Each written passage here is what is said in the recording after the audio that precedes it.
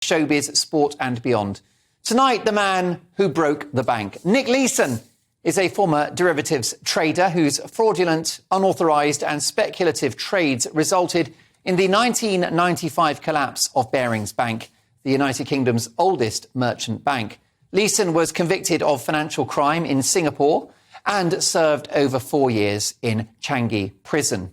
He has since turned his life around completely and moved on from the scandal and is now an in-demand public speaker and a consultant for various businesses in relation to risk and corporate responsibility. It's an incredible story which has spawned 2 best-selling books and a movie starring Ewan McGregor.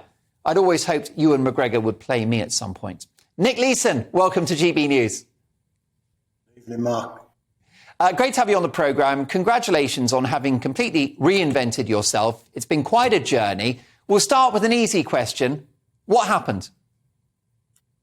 I don't know how I'm going to tell you all of that in just 15 minutes, I suppose. It was a combination of my own stupidity, a lot of incompetence and negligence on the part of others, some excessive risk-taking, no systems, no controls, nobody overseeing what was going on. And me not being able to put my hand up and ask for help and advice and advise people what was happening and somehow managed to conceal a loss that was growing and growing for about a 3.5-year period. So essentially, there was sort of this issue within the business, within the bank, that there were these massive losses, that they were not readily available to the senior management. It wasn't clear how bad things were. Were you doing this for personal gain? No, absolutely not. I mean, I think throughout the near 3-year period that I was in Singapore, I was just trying to get the losses back and hopefully move on with my life. That was always the intention. And as you see with a lot of these stories, you just dig yourself deeper and deeper into the hole that you've started to create, and failed some tests of my basic honesty and integrity early on. Didn't do the thing that I was supposed to do, and as I said, didn't ask for help and advice, which would have been so easy, and I would have been directed down a different path, and the story would have been very, very different. But Nick, it's not like you were stealing millions of pounds and shoving it into a secret bank account. That's not the way that we can characterise this story. No, not at all. No, I mean, no money was stolen at all. It was all lost trading in the markets through that excessive risk-taking and speculation that I was doing during that period of time. But the one thing that I couldn't cope with was my own failure and admitting that I was failing. I wanted to be successful. I grew up during the Big Bang era in the City of London, and it was all about following that success and being as successful as you possibly could be. And for a period of time I was, but ultimately when things started to go wrong, I hit my own level of incompetence, if you like, and didn't deal with it appropriately. And for that reason, it will always be the most embarrassing period of my life, but one that I'm going to be constantly reminded about. I think there was a Google alert this week that it was 27 years ago that I was sentenced to 6.5 years in prison. So you can never ignore it, unfortunately. Was there any financial motivation? I mean, were you chasing or protecting bonuses, or was it really predominantly about your pride? It was predominantly about pride. I mean, there's always, the criticism that you were taking a salary, you were taking a bonus is completely correct, right? And so I was paid bonuses during 2 years of that, but that wasn't the reason for continuing going. It was simply that I couldn't tell the people around me that I was failing. Everybody was buying into the success story, whether that was family, friends, people that I worked with, people that I worked for. And you develop this status that becomes far too important for you. And letting those status relationships fall apart is just too much. I wrote a book with a psychologist a number of years ago, and he talks about status. I always talk about success because that's the way that I used to think about it. But he ends the first chapter with the statement, when an immature person has status, they'll do anything absolutely anything to protect it. And I think that embodies a lot of what I did during that time. I just couldn't let that status go, and own up to what was really happening.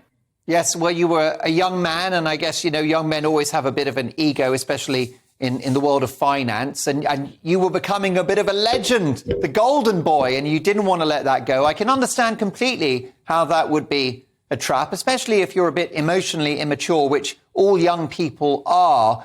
Can you tell me about the day when it all came crashing down and your emotions?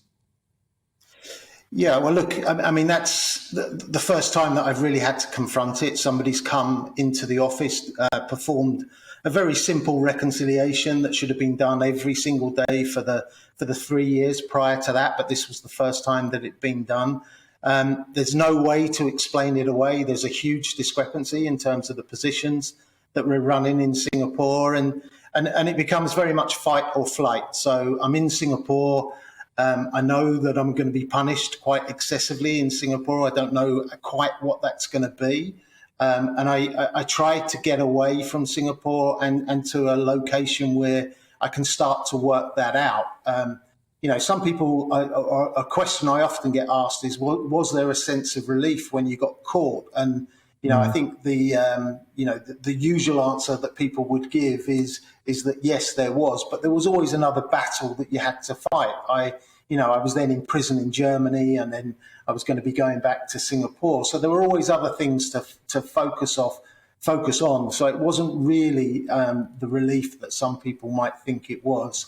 There was always something else to have to deal with and come to terms with, which was all very new to me. This was the first time, obviously, I'd been in a situation like that, and incarcerated in Germany for 9 months, and then for 3.5 years in Singapore, which was really tough. Yeah, Singapore jails, they don't have air conditioning, do they? No, they don't have a great deal of anything, to be honest with you. They're very clean, but you sleep on the floor. It's very rough and uneven. They're 6 foot by 9 foot. 3 people sleep in the cell. The toilet is a hole in the floor. The food's not particularly good, but I'm not looking for any sympathy in that regard. You have to, if you're willing to take chances or commit a crime, then you have to be accepting of the consequences. Did prison teach you anything? I think it was a time where I had a long, hard look at myself and really pulled back the veneer. It came to the conclusion that I didn't particularly like myself, and I didn't like the way that I reacted in situations prior to that. So, started from a base point there to try and improve from that point forward. I think the only thing that it probably taught me during that time was the power of communication and being able to, have that long, hard look at yourself. And, I wasn't having a conversation with somebody else in the prison. It was me and the pages of a diary that I was keeping at that time. But it was a good way to start. And, I think from that point, I became a better communicator. I think the only thing that prison taught me from the time that I spent in there is, you lost all control. So you got told what time to get up, what time to eat, what time to do whatever you were doing during that particular day. You were locked up for 23 hours of the day, which is tough as well. But you quickly learn that there's things in life you can influence, things that you can't influence. And very much you need to focus on the things that you can influence and forget about the others. Well, I think that this is ultimately a deeply inspirational story. Yes, you made an enormous mistake, but there were factors out with your control, including a senior management asleep at the wheel. So, I don't think that you should be held exclusively culpable. And you've rebuilt your life, and you're now an in-demand, a business speaker, an advisor.